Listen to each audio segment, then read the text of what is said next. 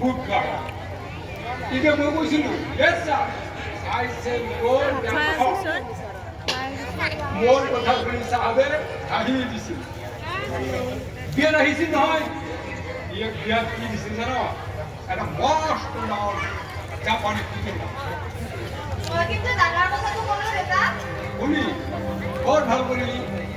In the year 1932, মই যেতিয়া তোৰ ভাড়াত বিয়া কৰাইছিলোঁ, then my father, that means your grandfather, yeah,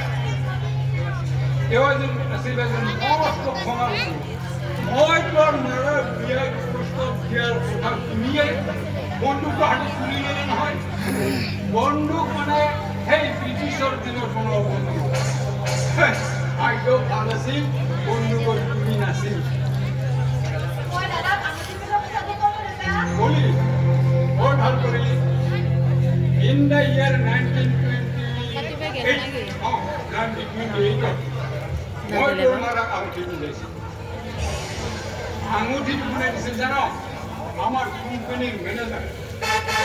আঙুঠিটোৰ ৰং কি চাবি। বাঘৰটো দেখিয়ে তোৰ গান্ধী টকা মাৰাই কাঢ়ি দিছিল। দেখি গৈছিলে সি বিয়াত আপত্তি কৰা নাইতো। তই কেনেকৈ জানিলি?